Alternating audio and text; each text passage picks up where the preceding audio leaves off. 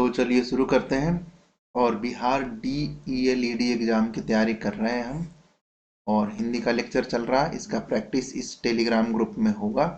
Bihar DELED 2024 25 प्रश्न आता है, 25 में 25 हम क्रैक करने का कोशिश करेंगे। और आज का टॉपिक है कारक या फिर विभक्ति। ठीक है, इसके बारे में हम लोग जानेंगे। तो कारक क्या होता है कि वाक्य में जिस शब्द का संबंध क्रिया से हो, वाक्य में जिस शब्द का संबंध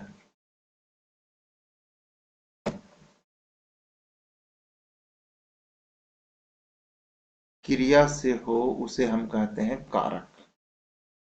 इसे हम विभक्ति या परसर्ग भी कहते हैं। परसर्ग मतलब कि बाद में आने वाला।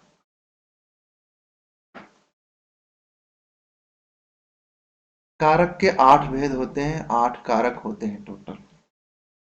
पहला होता है आपका कर्ता कारक, दूसरा होता है कर्म, तीसरा होता है आपका करण, चौथा होता है आपका संप्रदान, पांचवा होता है आपका आपादान, छठा होता है आपका संबंध कारक, सातवां होता है आपका अधिकरण कारक, और आठवां होता है संबोधन कारक।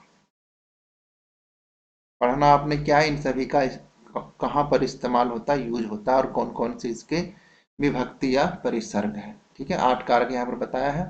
कर्ता मतलब काम को करने वाला, इसका जो विभक्ति होता है वो आपका होता है ने या फिर से। ठीक है, अगला होता है कर्म कारक, मतलब कि जिस पर क्रिया का फल पड़े, वो आपका हो गया को विभक्ति। करण क्रिया होने का साधन, जिसके द्वारा क्रिया हो, जैसे कि से या फिर के द्वारा। संप्रदान जिसके हित में क्रिया हो, को या के लिए। अपदान से जिससे अलग होने का भाव हो। संबंध दो संज्ञाओं के बीच का संबंध बताइए, काके की, रारेरी या फिर नाने नहीं होता है। अधिकरण क्रिया के होने का स्थान या समय बताया, जैसे मैं, आप पर, आगे बताऊंगा डिटेल में। संबोधन किसी को पुकारने के लिए, जैसे हे, अरे, अजी, अहो आदि आपका हो जाता है। ठीक है, अभी हम देखते हैं पहला कर्ता कारक देखते हैं। कर्ता कारक मतलब कि हम इसमें ने का इस्तेमाल पढ़ेंगे, हम कहाँ कहाँ होता है। तो पहला हम देख लेते हैं ने का इस्तेमाल। आप कॉपी पर लिखते भी जाइए तो आपको और ज्यादा अच्छे से याद हो जाएगा। ठीक है, तिर्यक संज्ञाओं के न सर्वनाम के बाद पहला क्या, तिर्यक क्या होता है, तृतीय संज्ञा। तिर्यक संज्ञा या सर्वनाम के बाद, जैसे तिर्यक संज्ञा या सर्वनाम अगर बोला जाए तो मतलब क्या होगा आपका, जैसे राम, तृतीय संज्ञा तो राम ही हो जाता है। राम हो गया आपका राम ने। ठीक है, लड़कों ने, मैंने, तुमने। ठीक है, आपने, उसने, ये सभी आपका संज्ञा सर्वनाम इसके बाद इस्तेमाल होता है आपका ने का। अगला इसका प्रयोग है, ने का प्रयोग कर्ता के साथ तब होता है जब क्रिया सकर्मक तथा सकर्मक क्रिया, और यानी कि आपका देखिए कौन कौन से काल में होता है आपका। पहला होता है आपका सामान्य भूत में। सामान्य भूत में जैसे कि वर्तमान चल रहा है, जैसे बालक ने पुस्तक पढ़ी, बालक ने पुस्तक पढ़ी। दूसरा होता है आपका आसन्न भूत, जो अभी अभी खत्म हुआ है। बालक ने पुस्तक पढ़ी है, बालक ने पुस्तक पढ़ी है। एक होता है आपका पूर्ण भूत, जो खत्म हो चुका है। बालक ने पुस्तक पढ़ ली थी।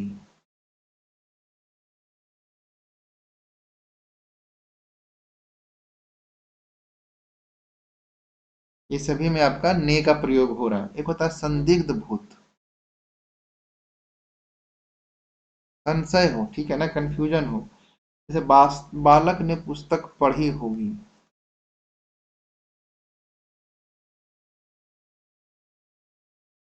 पढ़ी होगी, ठीक है, सोच रहा है वो, संदिग्ध है, संदिग्ध है अभी। एक होता है आपका हेतु, हेतु मदभूत,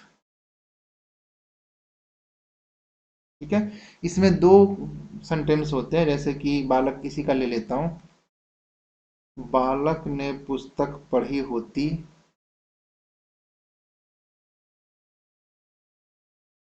तो उत्तर ठीक होता।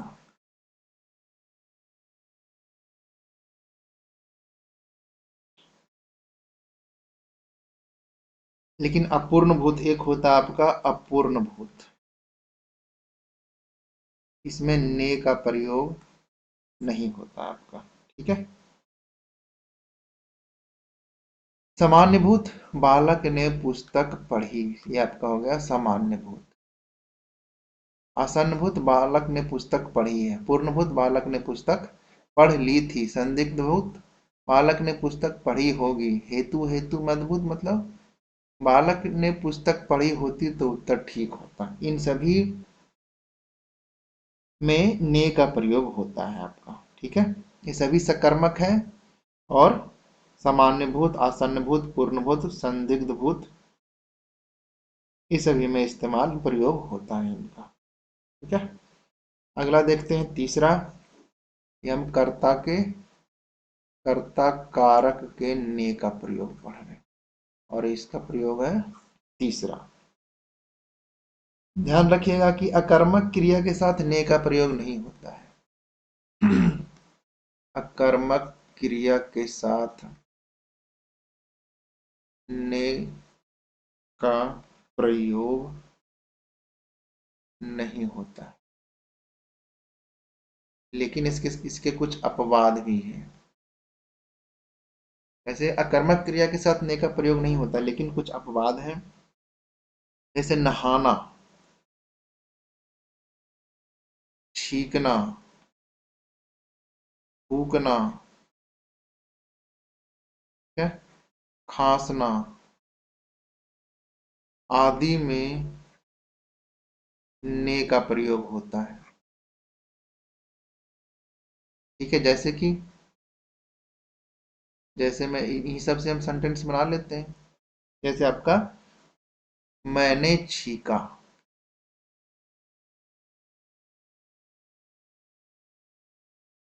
उसने खांसा।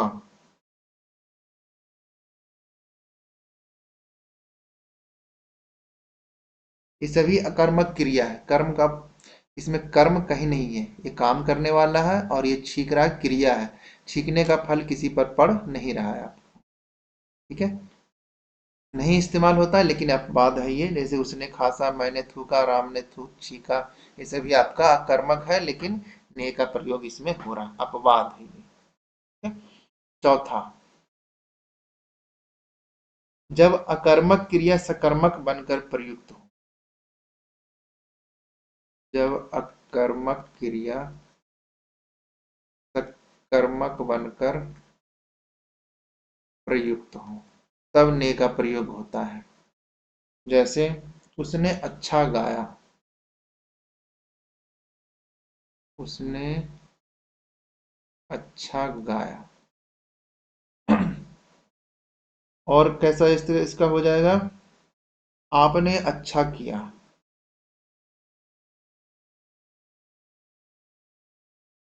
देखिए ये क्रिया आपका अकर्मक है। जैसे आपने अच्छा गाया, ये अकर्मक है, लेकिन सकर्मक के जैसा प्रयोग हो रहा है, क्योंकि करने वाला तो ये है, लेकिन फल पड़ रहा किस, कैसा गाया तो अच्छा गाया। आपने कर्ता हो गया, ये क्रिया हो गया, कैसा किया तो अच्छा किया। अकर्मक है, लेकिन सकर्मक के जैसा ही इस्तेमाल हो रहा है, इसलिए यहाँ पर ने का इस्तेमाल हो रहा है, ठीक है। और अब हम देख लेते हैं कि कहाँ कहाँ प्रयोग ने का नहीं होता है। आगे देख लेते हैं। कर्ता के, कर्ता कारक है आपका, और ने का प्रयोग कहाँ नहीं होता है, कहाँ नहीं होता है। एक तो हमने देख लिया कहाँ होता है, तो हम देखते हैं कहाँ नहीं होता है। पहला, अकर्मक क्रिया के साथ नहीं होता है, तो मैंने अभी बताया, कुछ अपवाद भी बताया मैंने। अकर्मक क्रिया के साथ नहीं होता है, जैसे अकर्मक क्रिया के साथ ने का प्रयोग नहीं होता। जैसे मोहन हंसता है,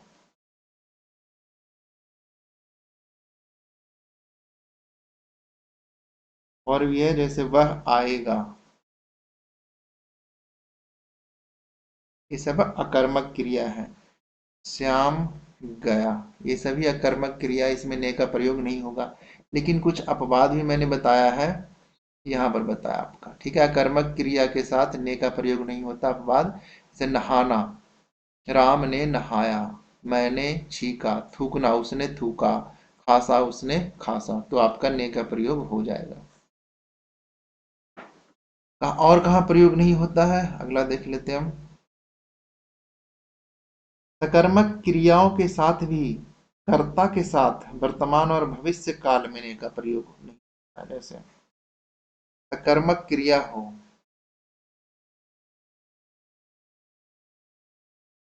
सकर्मक क्रिया के साथ अगर कर्ता के साथ वर्तमान और भविष्य काल में ने का प्रयोग नहीं होता है। कर्ता के साथ वर्तमान और भविष्य में ने का प्रयोग नहीं होता है। जैसे सिंपल है ये, आराम से समझ जाओगे। जैसे राम रोटी खाएगा,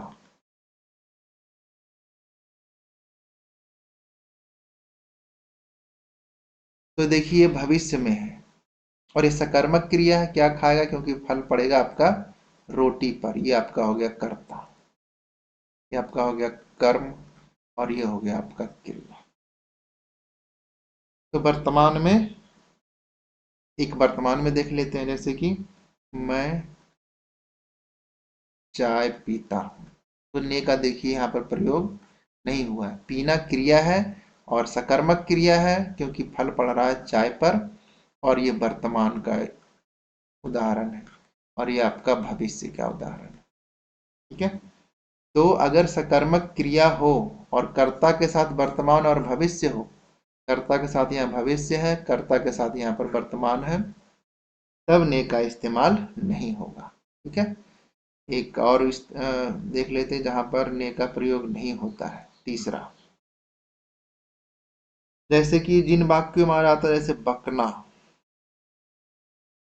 बोलना, भूलना, लाना, ले जाना, चुकना आदि सहायक क्रिया हो। सहायक क्रिया मैंने बताया है, आदि सहायक क्रिया हो तो ने का प्रयोग नहीं होता है, तो ने का प्रयोग नहीं होगा। जैसे एग्जाम्पल लेते हैं, बकना, बोलना, ये सब है आपका। जैसे कि मैं लिखना भूल गया, मैं लिखना भूल गया, तो देखिए इसमें ने नहीं आया है। और एग्जांपल ले लेते हैं, मैं साइकिल नहीं लाया, मैं साइकिल नहीं लाया। ठीक है।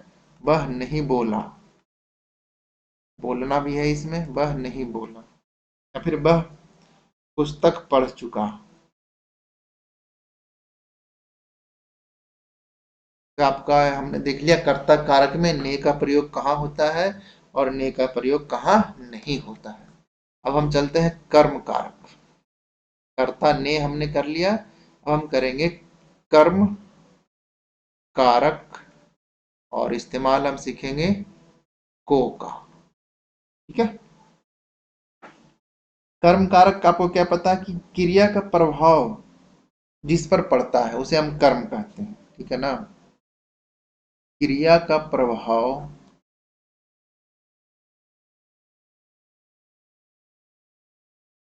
जिस शब्द पर पड़ता है,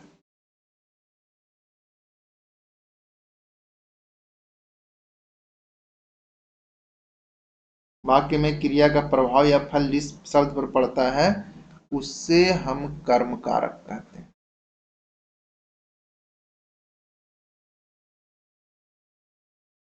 जैसे एग्जाम्पल देख लेते हैं, उदाहरण में जैसे कि जो काम करने का फल जिस पर पड़े, जैसे राम ने रावण को मारा, तो देखिए इसमें यहां पर देखिए कर्ता कौन है आपका, कर्ता तो आपका ये राम है, ठीक है।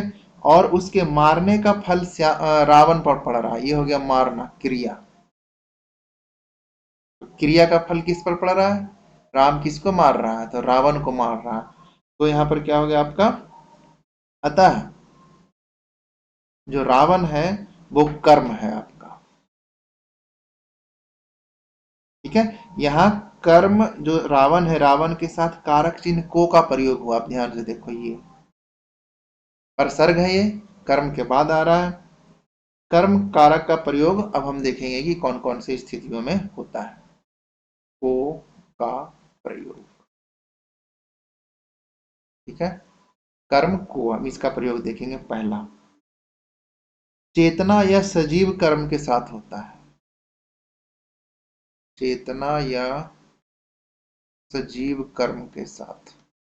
सजीव मतलब जिसमें जान हो, जैसे चेतना या सजीव कर्म के साथ मतलब जैसे श्याम ने गीता को पत्र लिखा, श्याम ने गीता को पत्र लिखा, ठीक है। सजीव कर्म या फिर चेतना है इसमें। पिता ने पुत्र को बुलाया, पिता ने पुत्र को बुलाया, ठीक है। ये आपका हो गया चेतना या कर्म के साथ, सजीव या फिर चेतना के साथ कर्म का प्रयोग होता है, को का। अगला है आपका दिन समय और तिथि प्रकट करने के लिए, दिन समय और तिथि। आप सोचिए कैसे इसका इस्तेमाल होगा तिथि प्रकट करने के लिए। जैसे कि अगर इसका मैं उदाहरण समझाऊं आपको तो हो जाएगा सोमवार को, इससे वाक्य बनाइए, जैसे राम सोमवार को लखनऊ जाएगा, 15 अगस्त को प्रधानमंत्री लाल किले पर 15 अगस्त को भाषण देंगे, ठीक है। रविवार को रविवार को विद्यालय क्या रहेगा, बंद रहेगा, ठीक है। दिन समय और तिथि बताने के लिए प्रयोग होता है, ठीक है। अभी हम यही पढ़ रहे हैं कर्म कारक का।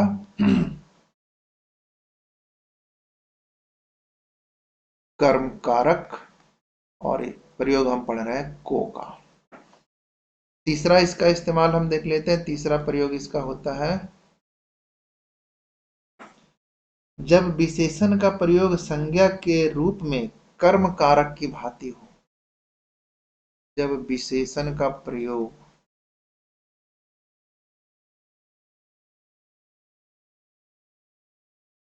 संज्ञा के रूप में कर्म कारक की भांति हो, यानी कि विशेषण आपका कर्म बन जाए,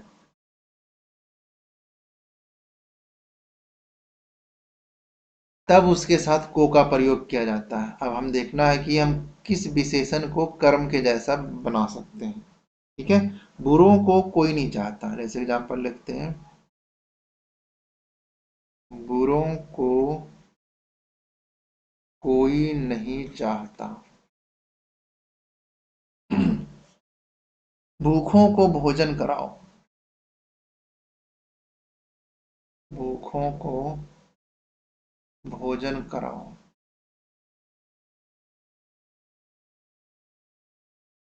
क्या है यहाँ पर कंडीशन? जब विशेषण का प्रयोग संज्ञा के रूप में कर्म कारक की भांति हो। ये जो बुरा है आपका, ये भूखा है, ये विशेषण है आपका, ठीक है ना। जैसे बुरा काम करने वाला का विशेषता बता रहा है कि कैसा है, बुरा है। दौड़ने, भूखे लोग, ठीक है ना। ये आपका ये संज्ञा के जैसा इस्तेमाल हो रहा है आपका। विशेषण तो है लेकिन संज्ञा के जैसा इस्तेमाल हो रहा है।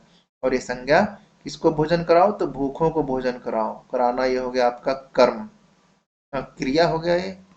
और इसका फल पड़ रहा है किस पर? भूखों पर। तो ये आपका कर्म के जैसा इस्तेमाल हो रहा है, इसलिए यहाँ पर इसके साथ को का प्रयोग हो रहा है। ठीक है, एक बार और देखते हैं। विशेषण का प्रयोग संज्ञा के रूप में, ये बुरा जो है आपका विशेषण है, लेकिन इस वाक्य में ये संज्ञा के रूप में इस्तेमाल हो रहा है। क्यों? क्योंकि कोई नहीं चाहता किसकी भलाई करना? बुरों की। तो ये पूरा चाहने का फल किस पर पड़ रहा है? आपका बुरे लोगों पर, इसलिए आपका ये कर्म के जैसा है, इसलिए यहाँ पर को का इस्तेमाल हो रहा है। अब कहाँ प्रयोग नहीं होता है? प्रयोग नहीं होता है, कहाँ नहीं होता? तीन जगह तो हमने देखा कि प्रयोग होता है, और कहाँ प्रयोग नहीं होता है? तो अचेतन या निर्जीव कर्म के साथ, अचेतन या निर्जीव कर्म के साथ को का प्रयोग नहीं होता है। जैसे एक उदाहरण देख लेते हैं। चेतन के साथ तो हमने देख लिया, जैसे उसने खाना खाया, ठीक है, खाना आपका निर्जीव हो गया।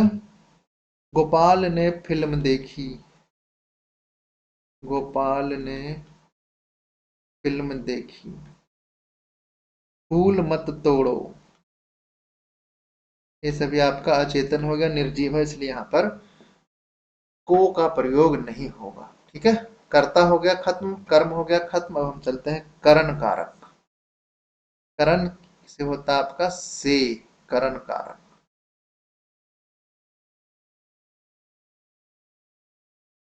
करण कारक मतलब इसमें आ जाएगा आपका उपसर्ग आएगा से का। ठीक है,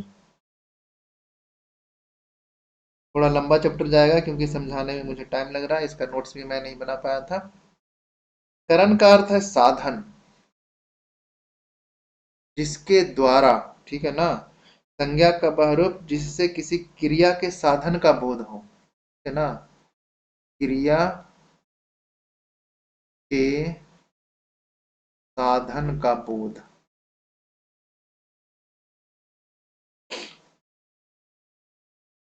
संज्ञा का वह रूप जो क्रिया के साधन का बोध करवाए। जैसे शिकारी ने शेर को बंदूक से मारा।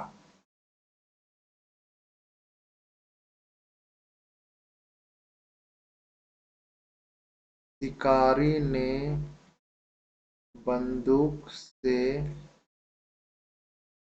शिकारी ने शेर को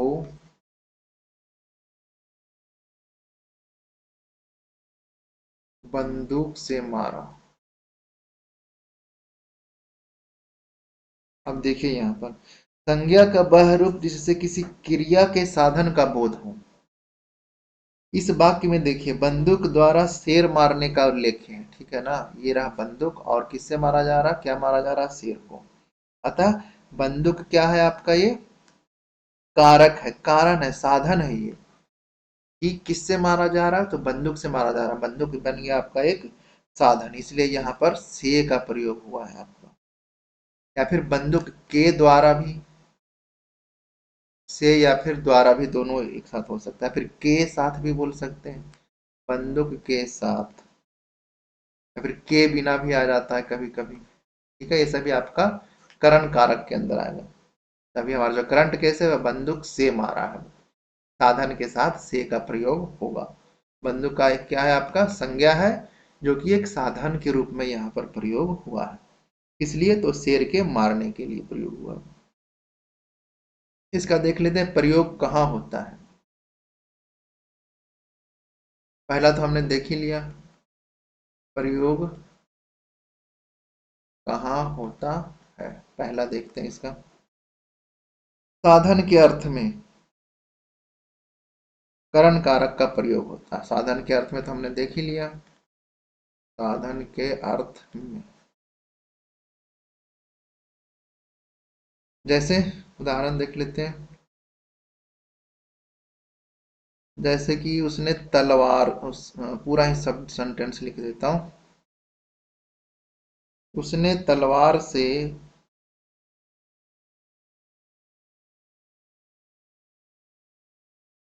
शत्रु को मार डाला। ठीक है। गीता ब्रश से चित्र बनाती है। अब वो संज्ञा हमने ढूंढना है जो कि एक साधन के जैसा प्रयोग हुआ है। ऐसे यहाँ पर किसका प्रयोग हुआ है? तलवार से, ब्रश से। ठीक है, साधन आपका ये हो गया। साधन मतलब जिसके द्वारा काम किया जाए। हम लोग पढ़ रहे हैं करण कारक, और इस्तेमाल हम पढ़ रहे हैं से का। कहाँ कहाँ प्रयोग होता है इसका? दूसरा, साधक के अर्थ में। साधक मतलब क्या होता है ये देखिए। साधक के अर्थ में भी से का प्रयोग होता है। मतलब कि जिसके द्वारा काम किया जाए वो होता है आपका साधक। जैसे कि उससे कोई अपराध नहीं हुआ। उससे कोई अपराध या फिर काम नहीं हुआ। किससे? तो उससे, वो खुद साधक है। वो, मुझसे यह सहन नहीं होता। मुझसे यह सहन नहीं होता। मैथ का भी कराऊंगा, रीजनिंग का भी करा दूंगा, प्रैक्टिस सेट आपका। ये साधक के रूप में वह खुद है, इसलिए से का प्रयोग हुआ है। मैं हूं तो से का प्रयोग हुआ आपका। ठीक है। अब आगे बढ़ते हैं। चौथा, दूसरा, तीसरा आपका आएगा वो। भाववाचक संज्ञा से क्रिया विशेषण बनाते समय कारक का प्रयोग होता है। भाववाचक संज्ञा से क्रिया विशेषण बनाते समय।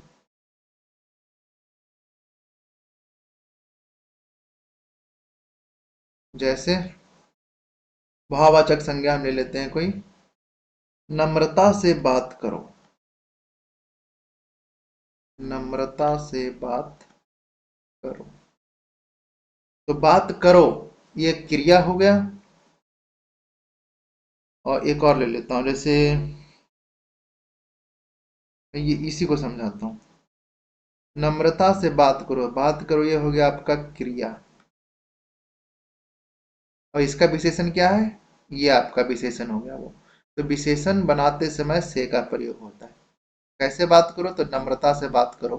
नम्रता जो है बात करने का विशेषण बता रहा है, इसलिए यहाँ पर इसके साथ से का प्रयोग हुआ है। नम्रता से बात करो। नम्रता क्या है आपका? भाववाचक संज्ञा है। अगला, चौथा, मूल्य या भाव बताने के लिए। मूल्य मतलब दाम। मूल्य या भाव बताने के लिए। जैसे आजकल आलू किस भाव से बिक रहा है? किस भाव से बिक रहा है? ठीक है ना। आजकल आलू कितने रुपए किलो बिक रहा है, ये नहीं, किस भाव से, भाव किस मूल्य से बिक रहा है, आपका ये हो जाएगा। ठीक है। आगे बढ़ते हैं। पांचवा, भाव या मूल्य बताने में से का प्रयोग होता है उत्पत्ति सूचक अर्थ में। उत्पत्ति मतलब जहां से किसी चीज की उत्पत्ति होती है। उत्पत्ति सूचक अर्थ में। जैसे कोयला खान से निकलता है। कोयला खान से निकलता है। कहाँ से निकलता है? ये उत्पत्ति सूचक हो गया। तो से निकला हुआ, खान से निकलता आपका। गन्ने के रस से चीनी बनाई जाती है। गन्ने के रस से चीनी बनाई जाती है। तो गन्ने के रस से उत्पत्ति कहाँ से हो रही है? गन्ने के रस से। लोभ से क्षोभ उत्पन्न होता है। ये सभी आपका उत्पत्ति सूचक वर्ड है जहां पर से का प्रयोग होगा। छठा, प्यार में, मैत्री में, बैर में, बैर मतलब दुश्मनी, ठीक है, होने पर भी का करण कारक का प्रयोग होता है, ठीक है। जैसे कि एग्जाम्पल देखो तो समझ में आएगा आपका कि राम की रावण से शत्रुता थी, ठीक है ना, बैर था, रावण से शत्रुता थी। राम का विवाह सीता से हुआ, राम का विवाह सीता के साथ, ठीक है। तो के साथ आपका यहां पर आ गया करण कारक। तो ये था आपका कर्ता कारक, कर्म कारक और करण कारक हमने खत्म कर लिया। तो हम देखते हैं संप्रदान, थोड़ा लंबा जाएगा, इत्मीनान से आप बैठ करके देखिए। संप्रदान कारक, संप्रदान, इसमें हम इस्तेमाल पढ़ेंगे को का, संप्रदान को। इससे किसका बोध होता है आपका? जिसको कुछ दिया जाए इसका बोध कराने वाला शब्द को संप्रदान कहते हैं, ठीक है। जिसके लिए कुछ किया जाए,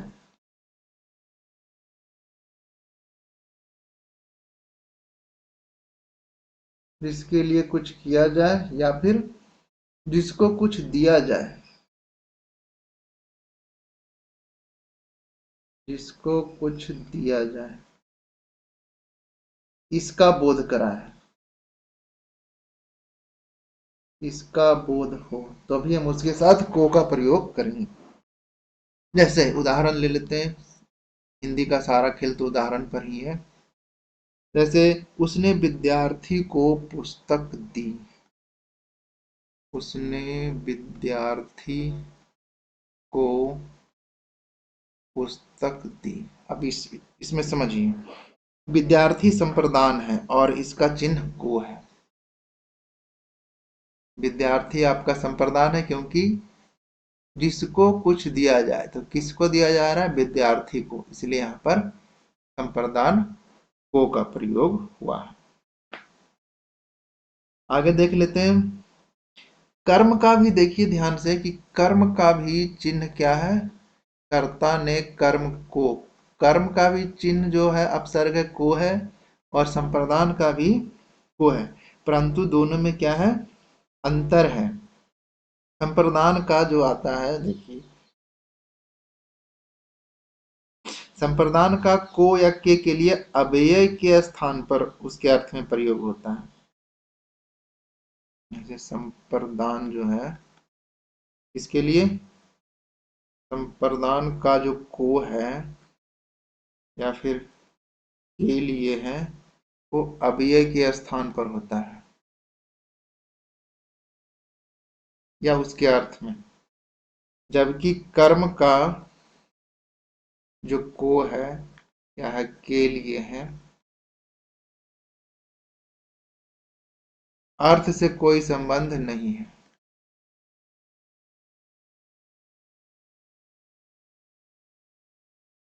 क्योंकि वो क्रिया का फल सीधा कर्म पर पड़ता है, ठीक है। ऐसे एग्जाम्पल देख लेते हैं, एग्जाम्पल देख लेते हैं, एक कर्म कारक ले लेते हैं इधर और एक संप्रदान ले लेते हैं। संप्रदान कारक, दोनों में डिफरेंस देख लेते हैं, क्योंकि कंफ्यूजन होगा कि सर कर्म में भी को है, संप्रदान में भी को है। जैसे मैं लिखता हूं, सुनील अनिल को मारता है, सुनील अनिल को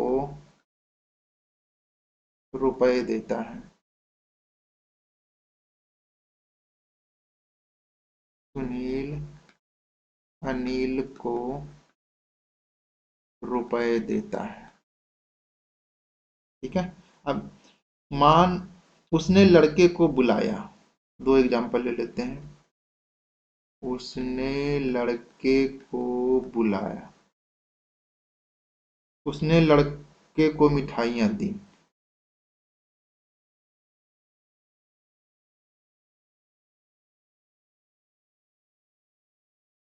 अब देखिए,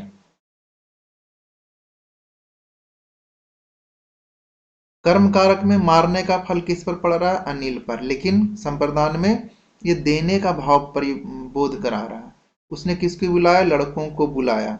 लेकिन मिठाइयाँ देने का भाव स्पष्ट हो रहा है यहाँ से कि लड़कों को दिया है, अनिल को दिया है। देने के अर्थ में इसका प्रयोग हो रहा है संप्रदान का, और इस क्रिया का फल कर्म पर पड़ रहा है। एक क्रिया का फल कर्म पे पड़ रहा है, जबकि दूसरे में देने का बोध हो रहा है। यही दोनों में अंतर है आपका। ठीक है, अब देख लेते हैं संप्रदान का प्रयोग। को का प्रयोग कहाँ कहाँ होता है। मेरी हैंड राइटिंग थोड़ी बहुत ज्यादा सही है, इसलिए आपको और अच्छे समझ में आ रहा होगा। दिए जाने के अर्थ में पहला, ये तो पता ही चल गया आपका। दिए जाने के अर्थ में, किसी वस्तु को दिए जाने के अर्थ में, जैसे उसने उमेश को पुस्तकें दी।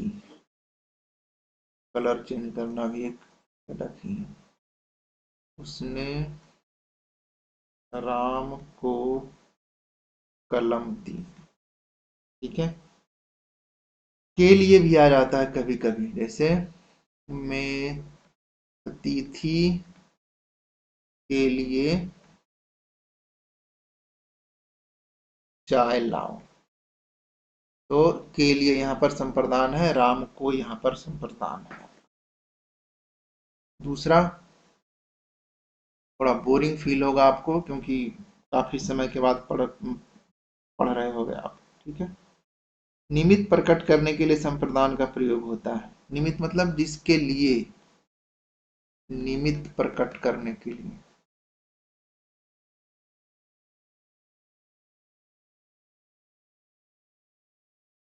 निमित्त प्रकट करने के लिए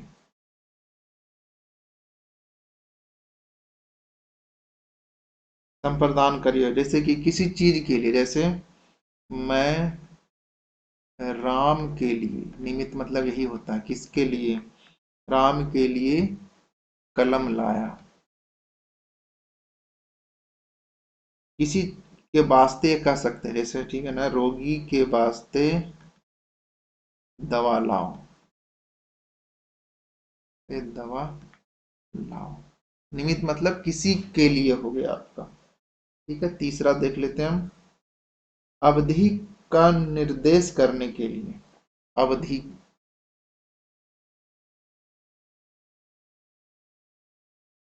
अवधि का निर्देश करने के लिए। काफी लंबा चला जाएगा लेक्चर, कोई दिक्कत नहीं है, आपके लिए ही फायदा होगा ये। अवधि का निर्देश करने के लिए, जैसे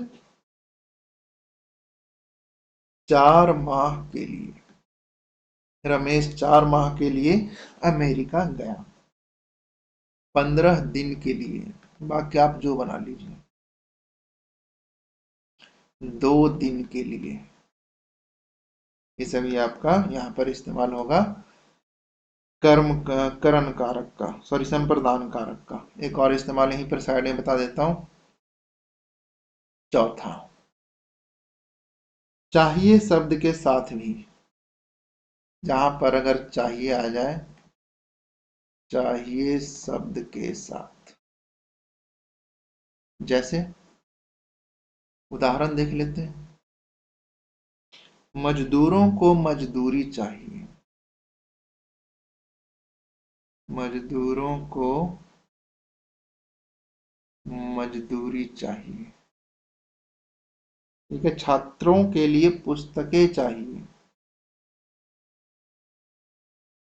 छात्रों के लिए पुस्तक चाहिए। तो चाहिए आ रहा है, इसलिए यहां पर संप्रदान कारक का प्रयोग हो रहा है। छात्रों के वास्ते मिठाई चाहिए, छात्रों के लिए पुस्तकें चाहिए, बच्चों के वास्ते मिठाई चाहिए। तो ये आपका हो गया संप्रदान कारक धातु। अब हम पढ़ेंगे आपादान। आपादान कारक नहीं हुआ। अपादान कारक। अपादान होता है आपका से, बिछड़ने का बोध होता है इससे आपका, ठीक है। जिस संज्ञा या सर्वनाम से आपका दूर होने,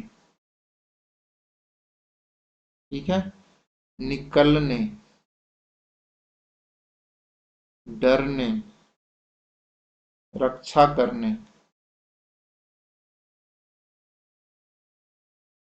तुलना करने आदि का भाव प्रकट हो, ठीक है ना। जैसे कि उदाहरण देख लेते हैं। ऐसे मेन इसका होता है कि वही बिछड़ने का एग्जाम्पल देख लेते। जैसे मैं दिल्ली से आया हूँ, ठीक है, तो दूर होने, दिल्ली से क्या हो गया है, वह दूर हो गया है। दूसरा, मैं गौरव से हिंदी सीखता हूँ।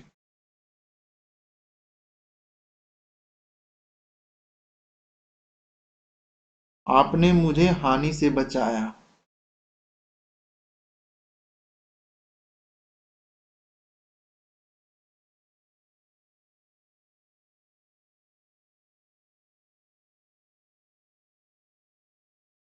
अंकित ममता से छोटा है, जैसे राम श्याम से छोटा है। पेड़ से पत्ते गिरते हैं।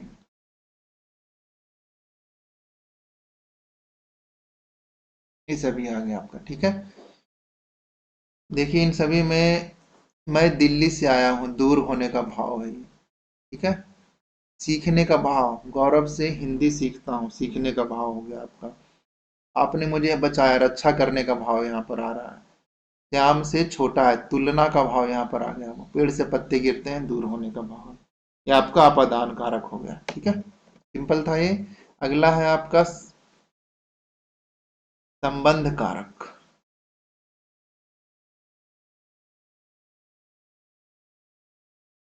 संबंध क्या होता है, संबंध का होता है आपका, ठीक है। एक बार फिर से पहला तो स्लाइड दिखा देता हूँ, हम कहाँ तक कर चुके हैं। ये रहा आपका, ठीक है। कर्ता ने कर्म को करण से संप्रदान को के लिए आपादान से संबंध काके की रारेरी नाने नी, ठीक है। हम ये संबंध कारक अभी हम चल रहे हैं।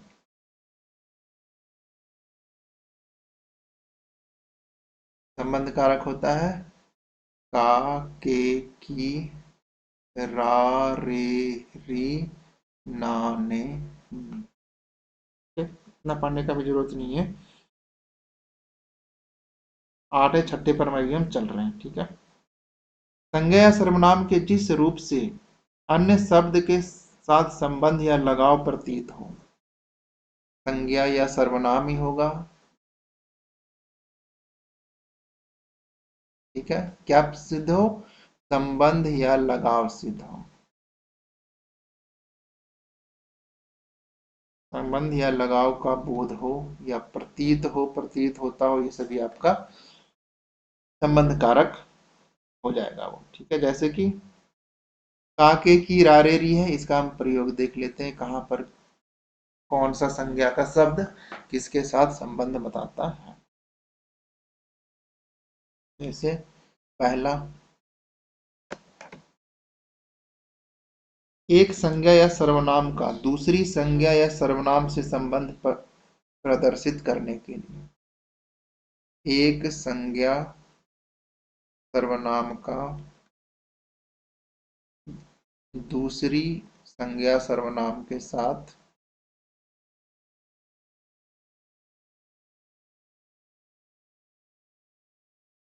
संबंध प्रदर्शित करने के लिए।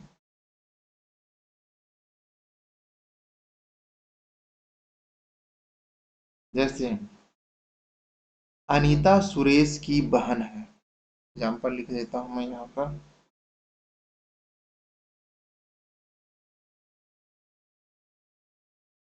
अनीता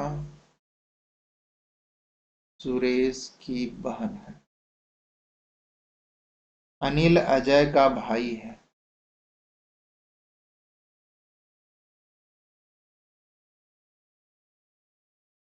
ठीक है, तो एक संज्ञा ये हो गया, दूसरा संज्ञा सर्वनाम ये हो गया, उसके साथ संबंध बता रहा है किसका, भाई का, तो इसलिए के का प्रयोग यहाँ पर का प्रयोग हुआ है। ठीक है, संबंध बताने के लिए। दूसरा होता है आपका स्वामित्व का अधिकार प्रकट करने के लिए। स्वामित्व मतलब कि अपनापन, अधिकार दिखाने के लिए। स्वामित्व का अधिकार प्रकट करने के लिए। जैसे आप किसकी आज्ञा से आए हैं, या फिर यह राम की कलम है, तो राम का अधिकार हो गया इस पर। ठीक है। नेताजी का लड़का बदमाश है। ठीक है, तो किसका है, नेताजी का स्वामित्व है उस लड़के पर। अगला देख रहे हैं हम, तीसरा इस्तेमाल कर्तव्य प्रकट करने के लिए संबंध कारक का प्रयोग होता है। कर्तव्य नहीं, ये आपका हो जाएगा कृतृत्व प्रकट करने के लिए।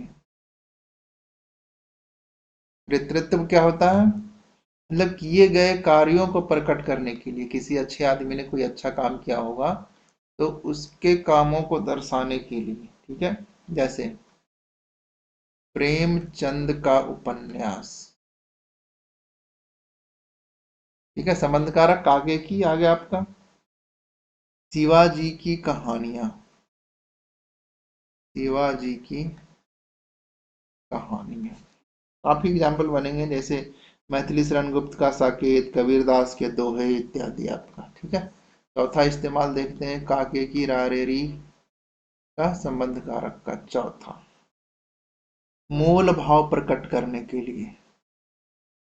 मूल भाव प्रकट करने के लिए, जैसे 5 मीटर की साड़ी। 5 मीटर की साड़ी। ठीक है। 4 पदों की कविता। 4 पदों की कविता ये आपका। अच्छा, ये गलत लिख दिया मैं, 4 पदों की, 5 मीटर की साड़ी होगी, 4 पदों की कविता परिमाण में आ जाएगा। परिमाण में आ जाएगा, दोनों मैंने गलत कर दिया। मूल भाव प्रकट करने के लिए, जैसे 10 रुपए की प्याज। 10 रुपए की प्याज। ठीक है। 20 रुपए की आलू। 20 रुपए का आलू। ठीक है। 50,000 की मोटरसाइकिल। 50K की मोटरसाइकिल। ये आपका हो गया मूल भाव प्रकट करने के लिए। अगला जो मैं बता दिया था, परिमाण प्रकट करने के लिए। परिमाण प्रकट करने के लिए वही आपका हो गया 5 मीटर की साड़ी।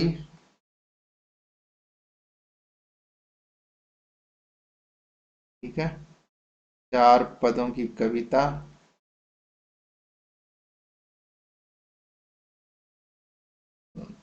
5 किलोमीटर का रास्ता। 5 किलोमीटर की सड़क। ये आपका हो गया परिमाण। छठा इस्तेमाल देख लेते हैं काके की रारेरी संबंध मात्रक का। निर्माण का साधन प्रदर्शित करने के लिए। निर्माण का साधन मतलब कि किसी चीज को हम बनाते, किसी चीज को बनाने के लिए जिस चीज की जरूरत पड़ती है, प्रदर्शित करने के लिए। जैसे जैसे हम लोग घर बनाते हैं, तो ईंटों का मकान। ईंटों का मकान। चमड़े का जूता। सोने की अंगूठी। ठीक है। शीशे का महल। ये सभी आपका हो जाएगा काके की रारेरी संबंधवाचक में। सातवां इस्तेमाल सर्वनाम की स्थिति में। सर्वनाम संज्ञा के बदले जो प्रयोग होता है सर्वनाम की स्थिति में रारे री का प्रयोग होता है। सर्वनाम की स्थिति में जैसे संबंध कारक रारे री आपने अभी तक कभी नहीं देखा रारे री का, मैं देखो यहाँ पर सर्वनाम की स्थिति में जैसे मेरी पुस्तक, ये कंफ्यूज करने वाला है। तुम्हारा पत्र, संबंध बोधक इसमें कारक है। मेरे दोस्त, ये सभी आपका रा रे री यहाँ पर आपका संबंध संबंध कारक आपका दिखा रहा है। ठीक है, तो ये छठा हमारा हो गया खत्म। सातवां हम चलते हैं अधिकरण कारक। अधिकरण कारक इसमें आता आपका में और पर, ये दो आता है आपका। संज्ञा या सर्वनाम का ही रूप होगा सभी का, जिस रूप से क्रिया का आधार सूचित होता हो। क्रिया का आधार सूचित हो, जैसे कि इसमें परसर्ग आपका होता है में और पर। पहले देख लेते हैं प्रयोग, उसी के साथ उदाहरण भी आपका हो जाएगा। प्रयोग देख लेते हैं पहला, समय स्थान भीतर या सीमा, समय के भाव में स्थान का बोध कराने के लिए, भीतर या सीमा का बोध कराने के लिए। सिंपल है, जैसे समय का बोध कराना है तो क्या लिखेंगे, वह 3 दिन में आएगा, वह 3 दिन में आएगा। स्थान का बोध कराना है, वह दिल्ली में पढ़ता है, दिल्ली में पढ़ता है। अधिकरण में, पुस्तक मेज पर है, में और पर का हो गया वो। ठीक है, कहा वह 3 दिन में आएगा, वह दिल्ली में रहता है, पुस्तक मेज पर है, स्थिति दिखाने के लिए। दूसरा इस्तेमाल है इसका तुलना, तुलना करने में, मूल्य और अंतर का बोध कराने में, मूल्य और अंतर का बोध कराने में। ठीक है, में का प्रयोग होता है, जैसे कि यह कलम 5 रुपए में मिलती है, यह कलम 5 रुपए में मिलती है। ठीक है, तुलना मूल्य का हो गया आपका ये। कलम सभी फलों में सुंदरतम है, ठीक है ना, कमल,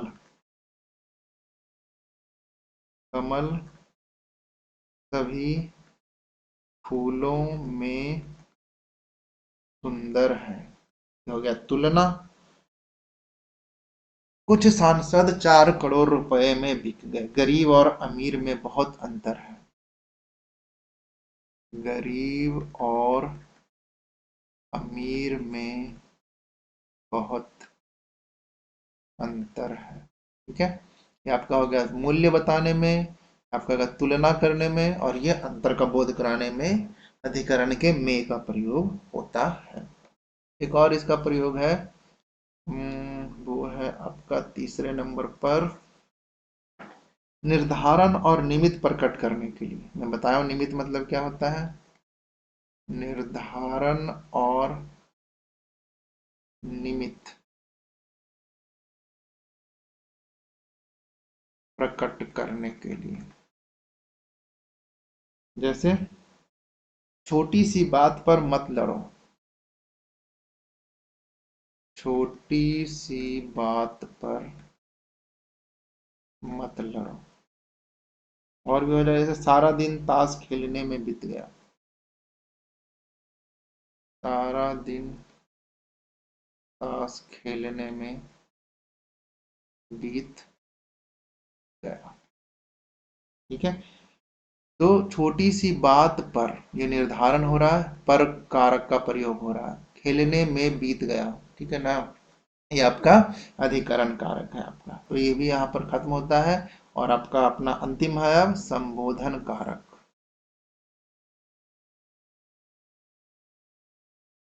संबोधन में क्या हम इस्तेमाल करते हैं, जैसे कि जिस संज्ञा के रूप से किसी को पुकारने,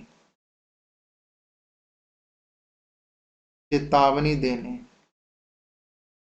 संज्ञा से, संज्ञा सर्वनाम से बोध हो, ठीक है ना, संबोधित करने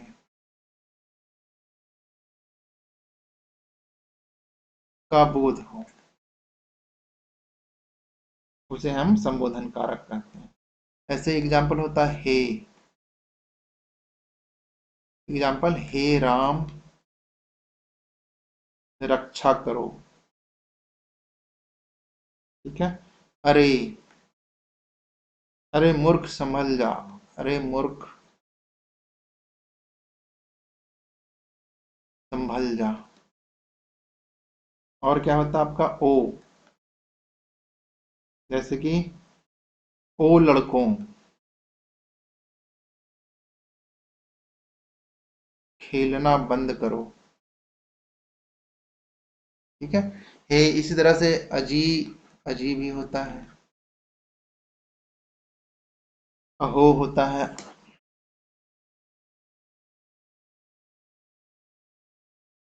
तो ये था आपका कारक, जिसमें हमने 8 कारक पढ़े। और कैसा लगा आपको ये बताइए। हमने पढ़ा कर्ता ने कर्म को करण से, संप्रदान को अपादान से, संबंध का के की रारे री नाने नी, अधिकरण में पर, और संबोधन हे अजी अहो अरे तक हमने कंप्लीट कर लिया, ठीक है। ये काफी लंबा चला गया चैप्टर, ठीक है, कोई दिक्कत नहीं, आप इत्मीनान से नोट्स बनाइए और उसे रिवीजन कीजिए, ठीक है। तब तक मिलते हैं अगले लेक्चर के साथ, और ये टेलीग्राम चैनल ज्वाइन करना ना भूलिए। Thank you.